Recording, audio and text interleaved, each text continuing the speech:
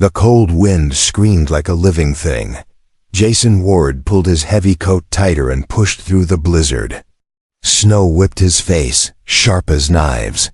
The planet Zalin 5 was known for its harsh weather, but this storm was worse than anything he'd faced before.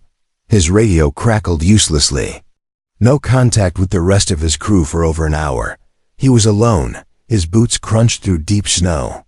His fingers were numb, the temperature kept falling. If he didn't find shelter soon, he would freeze. Then, he saw it, a small flickering light, far away, through the storm. He stopped, wiped the ice from his visor and stared. It wasn't a campfire. It was steadier, warm, real, a hut.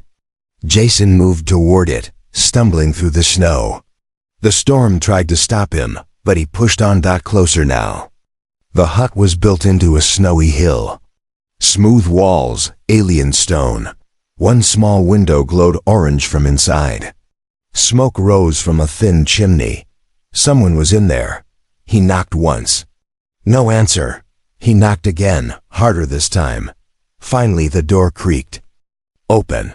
Standing in the doorway was a girl, an alien girl. She was young, maybe 20 in human years. Her skin was pale blue, her eyes glowing softly in the dark. Long silver hair flowed down her shoulders.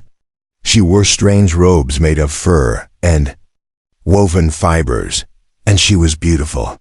Not just alien beautiful, but humanly beautiful. Her face was soft, curious, but her expression unreadable. Jason blinked. "I'm sorry, I didn't mean to intrude." "The storm." She stepped aside silently and motioned him in with one graceful hand. He hesitated, then entered. Inside, the hut was warm. A small fire crackled in a round pit. The walls were lined with thick cloth and animal skins.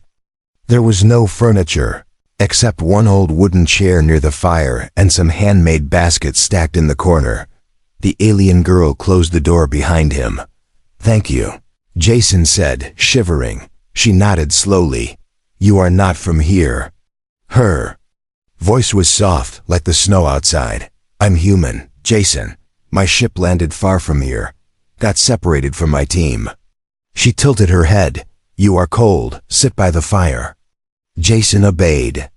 He sat down and stretched his hands toward the flames. The heat burned his frozen fingers, but it felt good. He looked around. The hut was small, too small. There were no signs of technology. No bed, no cooking tools, no food, just that one chair, and a large fur carpet covering the floor beside the fire. She poured a cup of dark liquid from a clay pot and offered it. Jason took it, smelled it sweet and herbal. He sipped on it, warmed his chest instantly. "Almost too fast. You live here alone?"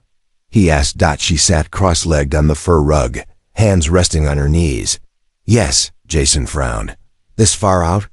She gave no answer, just stared at him, glowing eyes watching closely. The fire cracked loudly. Shadows danced along the walls. Jason noticed something strange now, just behind her. A curtain. No, a wall hanging. It looked heavy, covering something. Maybe a door? A hidden space? His gut tightened. "Do you have a comm device?" he asked. "To call my ship?" She blinked slowly. "No," Jason nodded, pretending to relax. But his eyes didn't leave the hanging cloth behind her. "What's your name?" he asked. She didn't answer right away. Then finally, "Lorena, Lorena, thank you for helping me." "Really?" She tilted her head again. "You are not like the others." Jason froze. "Others?" She stood slowly and walked to the fire, her face unreadable. "Rest now." "You are tired." Jason's head suddenly felt heavy. "The drink?" No, he'd only had one sip. He forced himself to stay awake. "I'm fine." Lorena gave a slight smile, but it wasn't kind. It was knowing, as if she could see inside him. Jason leaned back slightly, pretending to stretch. His hand brushed the floor near the rug. It was cold, colder than the rest of the hut. as if something was hidden beneath it. He didn't trust her. Not yet. Outside. The wind howled louder. Inside. Jason's heart beat faster. Lorena sat still, watching him. She hadn't blinked in minutes. Jason smiled politely, but in his mind, he made a plan. He'd wait until she slept. Then he'd look behind the wall hanging. Something was back there. Something she didn't want him to see.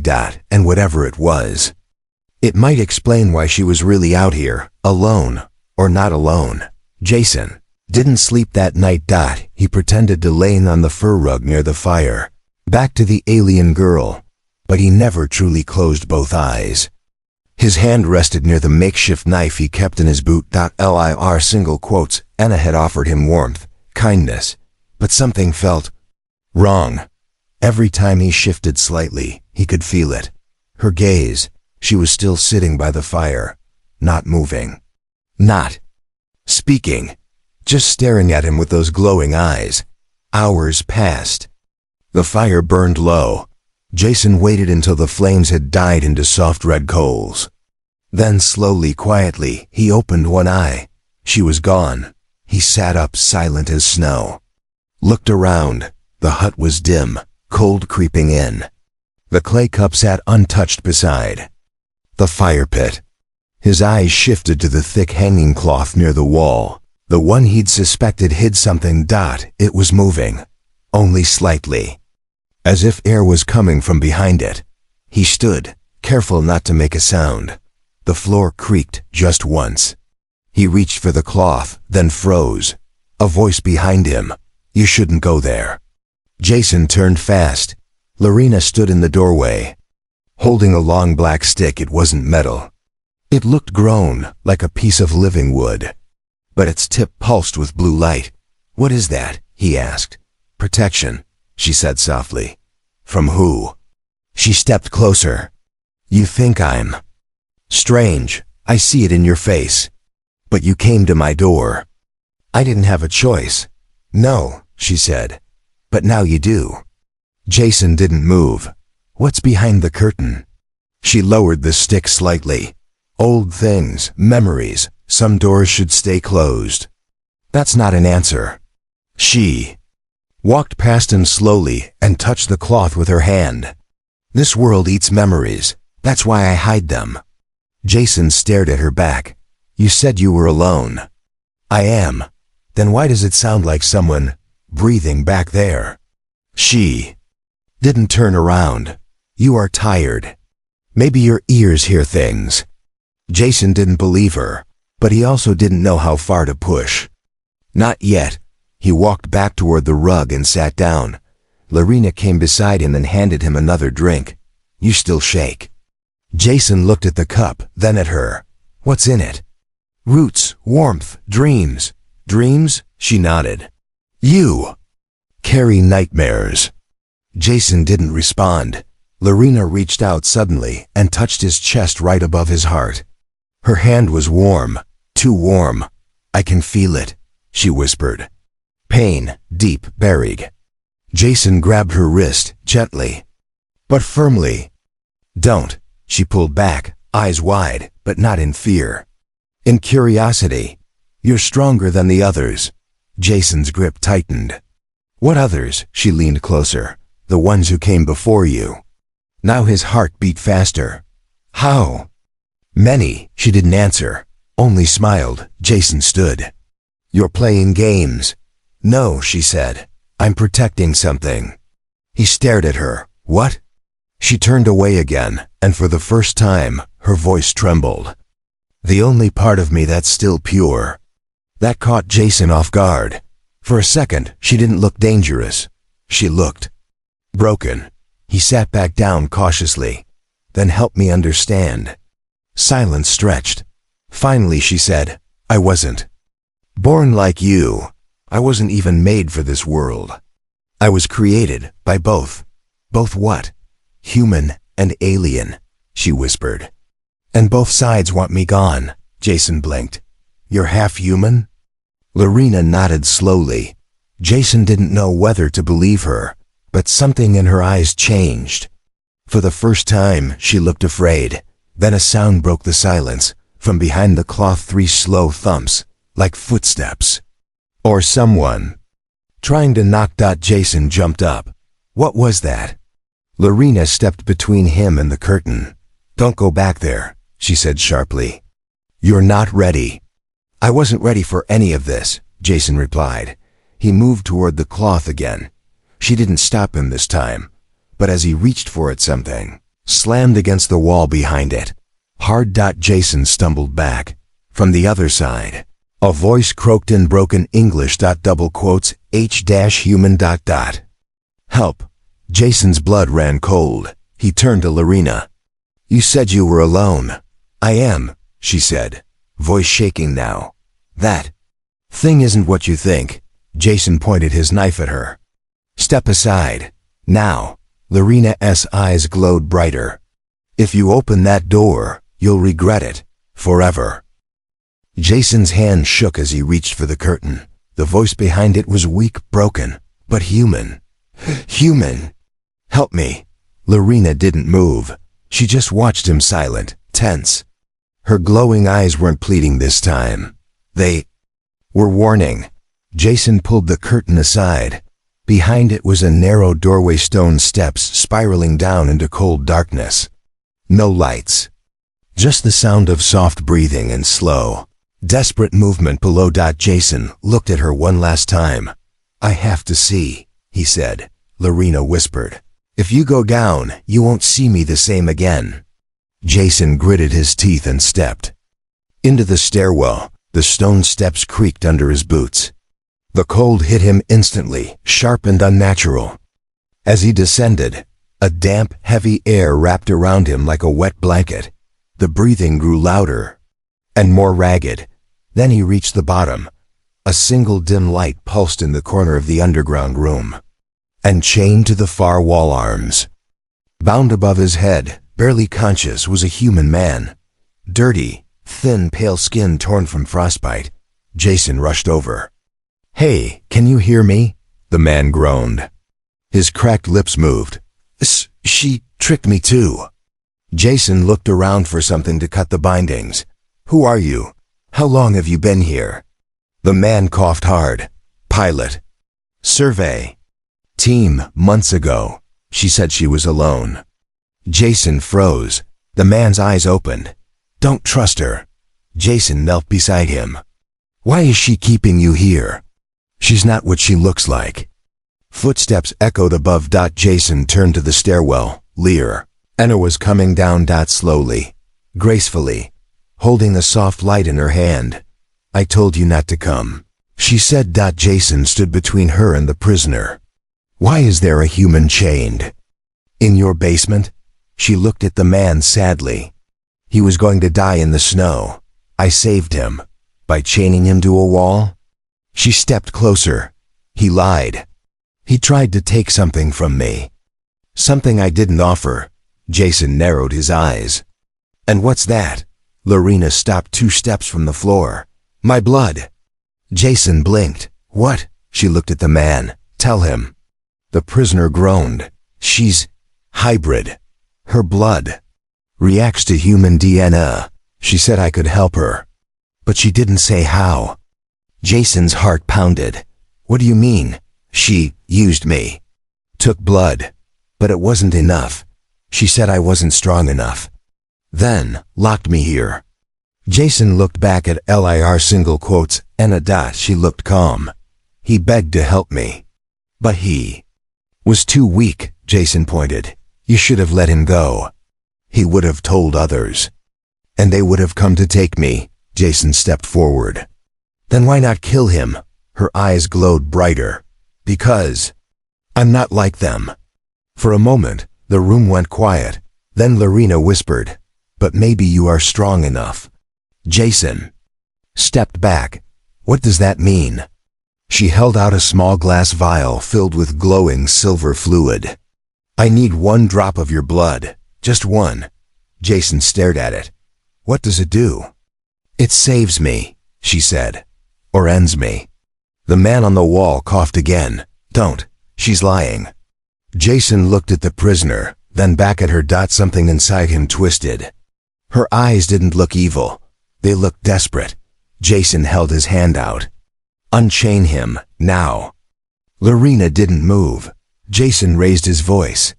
Unchain him, or I burn this hut down with you in it. Her eyes flickered. Then, slowly, she reached into her robes and pulled out a carved key. She tossed it toward Jason. He caught it, unlocked the shackles, and helped the man to the ground. The man moaned in pain. Weak and cold. Lir, single quotes. Anna turned and walked up the stairs without another word. Jason stared after her. He didn't understand what game she was playing. But one thing was clear. She had kept this man alive for a reason, and now she wanted Jason instead. Jason helped the injured man lie down near the fire upstairs. The storm outside had calmed slightly, but inside the hut, tension was rising fast. The man, his name was Walker, shivered as he wrapped himself in a fur blanket. His face was pale, lips cracked. She kept me alive for months, he whispered. Not to save me, to test me. Jason sat beside him. Test you for what? Walker looked at the floor.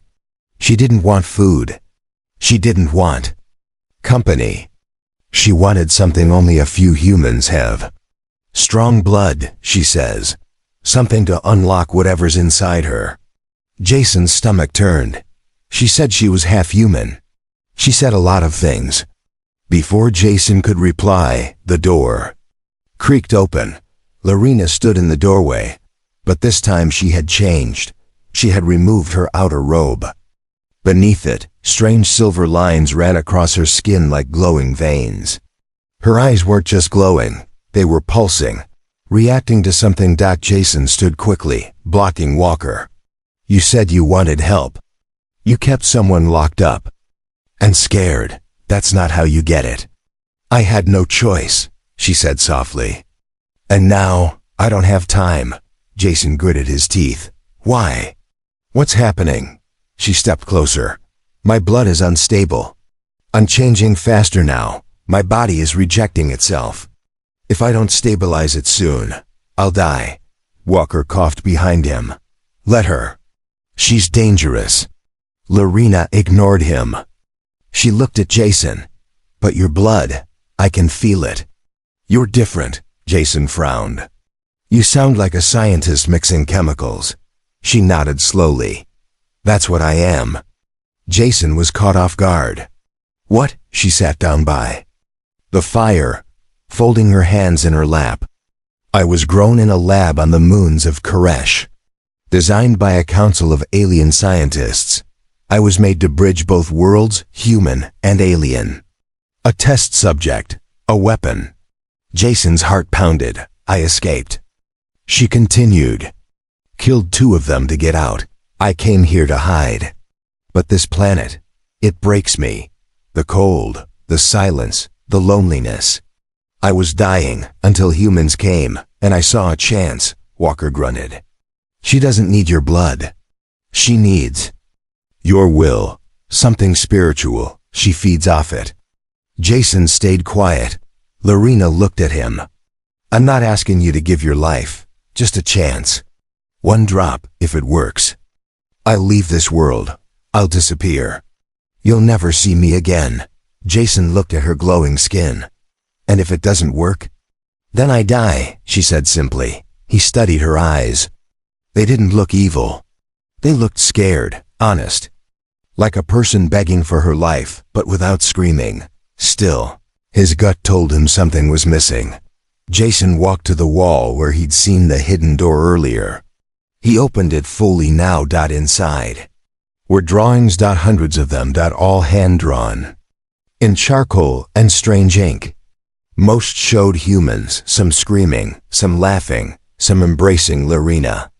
Others were of her, lying in a tube, wires in her skin, eyes closed. Jason turned to her. You were dreaming of being one of us. She didn't speak. Were you trying to become human? Her voice trembled. I wanted to know what it felt like to be. Jason sat across from her. You can't just take pieces of people and hope they'll fix what's broken. She nodded. That's why I'm offering a deal now. Jason raised an eyebrow. A deal? She reached into a pouch and pulled out a small object. A Terran command badge. Jason's eyes widened. Where did you get that? It belonged to your captain, she said. The one who left you behind. Jason stood slowly. You're lying. I'm not. He traded it for his life. Jason's throat tightened. You met Captain Reese? She nodded. And I let him go. I didn't hurt him. I only asked for information. Jason stared at the badge in her hand. It was real. Very real. Lorena placed it on the floor between them. Help me, and I'll tell you where he is. Jason looked at the badge, then at her, then back at Walker, who was now silent, his face pale. This wasn't just about her anymore. This was about someone Jason thought was dead. Now the deal had weight. Jason stared at the Terran command badge lying on the floor. It was cold, heavy, real. His Captain Reese had disappeared 2 years ago during a deep space recon mission. Everyone believed he was dead. But now, an alien girl held his badge. And offered it as part of a deal. Jason clenched his jaw. Where is he? Lorena's voice was calm. Not far. But you'll only reach him if I live. Behind Jason, Walker muttered, Don't listen to her. She manipulates truth like threads, weaving lies into hope. Jason ignored him. Tell me where. She stood. Follow me. Jason looked at Walker. Can you move? Walker shook his head. I'll only slow you down. But I'll warn you, don't. Trust what she shows you. Jason helped him settle near the fire, then grabbed his sidearm, hidden under his coat. He didn't plan to use it, but it made him feel ready. Outside, the storm had softened. The sky was gray, and snow still drifted from low-hanging clouds. Lorena led him silently over a frozen path behind the hut. Sharp cliffs rose ahead, and the wind howled through narrow cracks. Where are we going?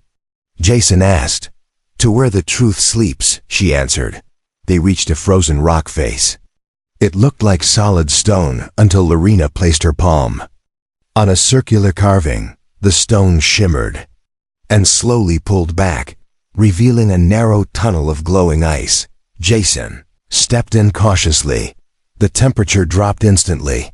Cold air pressed against his face, and frost coated his lashes. But the walls of the tunnel pulsed with faint light blue and alive, like veins under skin. Lorena walked ahead without fear. After 10 minutes of silence, Jason finally asked, What is this place? She looked back. A vault built long before I was born. The scientists who made me use this place for storage. Failed tests. Unstable creations. The ones they didn't want to destroy, but couldn't keep in public. Jason's stomach turned. You mean people? Lorena nodded. Hybrids like me. They reached a heavy sealed door made of black alloy. Lorena pressed her hand against a panel, and it slid open with a hiss. Inside was a chamber.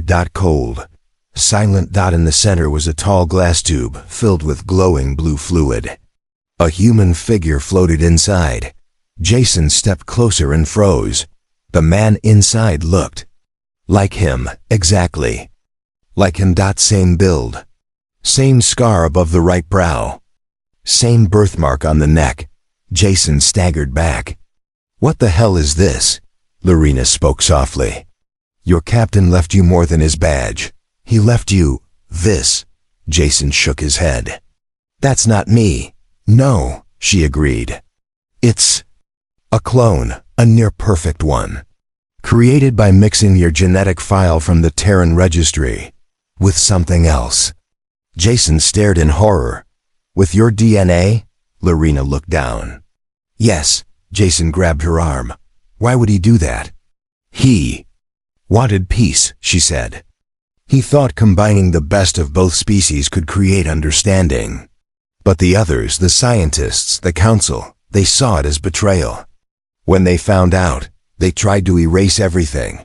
Jason stepped away from the tube. So, you ran. I ran, and brought the clone with me. It was the last attempt, the final mix. Jason looked closer. The clone's chest was rising and falling slowly. It was alive. Lorena touched the glass gently, but he's incomplete. Missing. A key gene. I thought Walker had it, but he didn't. Jason's voice cracked. And you think I do? I know you do. He turned to her. If I help you, what happens to him? He lives, she said. And maybe through him, something new begins. Jason stared at the clone. It looked so real. Like a sleeping twin. Lir single quotes. Anna stepped close. Captain Reese told me one thing before he left. Only Jason Ward can finish what I started. Jason turned sharply. You said he traded this for his life. Is he still alive? Lorena nodded. Yes, imprisoned by the same ones who made me. He gave me this badge to find you. Jason's heart slammed in his chest. Reese was alive, and Jason's blood might be the key to saving him. But to do that, he'd have to trust Lorena, and maybe become part of something much bigger. Jason stared at the clone, floating in the tube. It looked just like him, but asleep, waiting. A shadow of his own face stared back at him through the icy glass. And Lorena stood quietly beside it, as if guarding something sacred. The silence between them felt heavy. He finally spoke. So what happens if I give you my blood? Lorena's glowing eyes met his. Then he lives. And I might live too. Jason turned to her. You keep saying that. Why might? She walked slowly toward a nearby console, a strange mix of alien tech and human wiring. Wires dangled. Lights flickered weakly. She placed her hand on a pulse pad, and the room dimmed to a cool blue glow. I wasn't made to last, she said. My blood burns hotter every day. The human genes inside me are unstable. My creators called it the fire, a failure. Something they couldn't control. Jason narrowed his eyes. What does that mean? She looked down. It means I'm dying. Jason took a step back. You said I could save you. You can, she said, voice soft. If your blood holds the right strand. If it bonds with mine, I live. If it doesn't, she gave a weak smile. Then the fire wins. Jason looked at the tube again. And what about him? She touched the glass gently. He'll wake. He'll be stable. A bridge between species, maybe. Better than both. Jason's thoughts swirled, one drop of blood. That's all she said she needed, but somehow he knew it was more than that. Why me? He asked. Why not anyone else? She turned to him slowly. Because you care. Even now, with a weapon in your coat and a warning in your head, you're still asking, still listening. Jason looked away. Caring doesn't mean I trust you. No, she said, but it means you could. Jason walked to the console and stared at the screen. A glowing red line traced a heartbeat. Hers fast. Erratic, like something inside her was ticking. Burning. You said you were created. He said, but you act like you've lived a real life. I have, she whispered. I've read human books, watched your broadcasts, learned how you speak, how you love. I studied your fear, your anger, your kindness. And I hoped one day I could feel those things too, for real. Jason felt a chill. You were never meant to be human. No, she said. But I wanted to be. Jason stood still. His instincts screamed. But something else, quiet inside, was pulling at him. He stepped forward and pulled off his glove. Lorena's breath caught in her throat. He held out his hand. Just one drop, he said. She reached into her belt and pulled out a tiny glass needle, smooth and sharp. She hesitated. Once I begin, I can't stop it. I know. She gently pricked his finger. One bright red drop fell into a small crystal vial. The moment the blood touched the vial's base, it began to glow. Lorena gasped and stumbled. Back. Her veins lit up. Not just glowing, blazing. Jason rushed to her side. What's happening? She dropped to her knees, clutching her chest. It's working. But too fast. Her skin shimmered. Her eyes turned white, and the entire chamber rumbled. The tube holding the clone vibrated. Cracks formed in the glass. Jason backed away, dragging Lorena with him. The tube shattered. The clone inside collapsed onto the floor. Coughing, heart alive, Jason stared in shock. His copy lay before him. Gasping, blinking. Real. But then Lorena screamed. Not in pain. In fear. Flames erupted across her skin veins, turning orange, bright and wild. Jason held her. What's happening now? She looked at him, her voice trembling. You were too strong. The bond, it's overloading me. I can't contain it. Jason grabbed her shoulders. Tell me what to do. She looked into his eyes. You have to take it back. Jason blinked. What? My fire, my blood, it's part yours now. You can absorb it. But it will hurt. It may burn through you too. He hesitated. Then he said, do it. She pressed her forehead to his. Light flashed. Jason cried out. His heat rushed through his body like fire, tearing through every vein. His vision blurred. His heart raced. Then silence. Darkness. When Jason opened his eyes, he was lying on the cold floor. The clone was unconscious beside him, and Lorena was breathing. Calm. Her skin no longer glowed, but pulsed gently, like a heartbeat. She whispered, You saved me. Jason smiled weakly. You owe me a story, she smiled back. Then I'll tell you everything. Jason sat on the icy floor, breathing hard. His hands trembled. His chest burned from what he had just done, sharing his blood. His strength. His very life force with an alien girl he'd only met days ago. Lorena was alive. And now, so was the clone. The chamber was quiet except for the soft hum of machines slowly returning to life. The broken glass from the stasis tube glistened around them like frozen stars. Jason turned his head. The clone, his twin, lay nearby, pale, barely moving, but alive. Real. Lir single quotes. Anna sat beside Jason, her silver hair clinging to her face. Her skin no longer glowing dangerously, but instead pulsing softly, like she was now part of something balanced. You survived, she whispered. Jason gave a tired smile. Barely. You shouldn't have done that, she said. You risked everything. Jason looked into her glowing eyes. So did you. She reached into her belt and pulled out the small black crystal she had hidden all along. This belonged to your captain. Jason's heart froze. She handed it to him. It still has one message stored, from him. Jason activated the crystal. A shaky, familiar voice came through. Jason, if you're hearing this, I'm probably already captured. Lorena is not our enemy. She's the last piece. The only one I trust to carry out what I couldn't finish. Help her. Trust her. She's more human than half the people I served with. If you make it out, protect her. The message ended. Jason closed his eyes. Captain Reese was alive but imprisoned by the very ones who had created Lorena. He had known the risks and still placed his future in her hands. Jason stood. Where is he? Lorena looked away. Held in orbit. One of the abandoned research vessels, the Nexus Ark, still guarded by sentries and old security systems. I was planning to rescue him, but I never had the strength.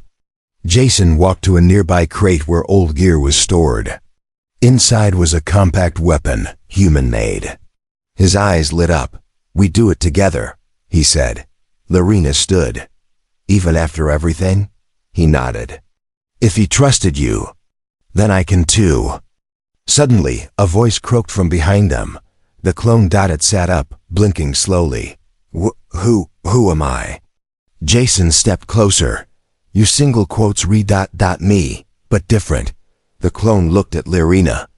You created me? She knelt beside him. We did. Together. You're not a copy, you're a new start. Jason placed a hand on the clone's shoulder. Can you walk? He nodded. Then let's finish this. 12 hours later, orbit above Zalin 5. The old ship hovered above the frozen planet like a sleeping beast. Rusted, scarred, but still alive. Jason piloted the small transport, with Lorena beside him and the clone strapped in behind them. As they neared the docking bay, Lorena whispered, "Once we go in, there's no turning back. The Ark will see us as threats." Jason grinned. "Then we give it a reason to be scared." They landed quietly. Inside, the halls of the Nexus Ark echoed with silence and forgotten screams. Lights flickered. Automated turrets hummed faintly in standby mode. Lir. Enna led the way. She walked like she knew every inch of this place. Finally, they reached the cryo-chamber. Captain Reese was inside, frozen, alive but fading. Jason placed his palm on the glass. The captain looked thinner, older, worn, but his eyes fluttered open. And when he saw Jason, a smile formed beneath the frost. "Time to bring you home," Jason whispered. Lorena tapped the panel. The glass hissed. And the cryo seal broke. 1 week later, safe zone. Jason sat beneath a metal canopy as Zalin 5's twin suns rose. The war was over. The scientists had been exposed. The Nexus Ark had been destroyed. And Captain Reese had been returned safely to Earth. Lorena stepped beside Jason. She wore human gear now fitted. Practical, still strange on her, but her glow was gentle. "Balanced. You look tired," she said. "I feel free," Jason replied. "And him?" she asked, glancing behind them. The clone, now named Jox, trained quietly in the field, moving like a soldier, but smiling like a child seeing the world for the first time. Jason looked at her. "You were right. He's not me. He's better." Lorena sat beside him. "And what about me?" she asked softly. Jason smiled. "You're not a weapon. You're not a mistake. You're family now." She looked at him, surprised. "Then I choose to stay," she whispered. "Not as your project, not as your mission, but as something more." Jason looked out across the horizon. He had come to Zalin 5 alone. But now, he wasn't just a survivor, he was the beginning of something new.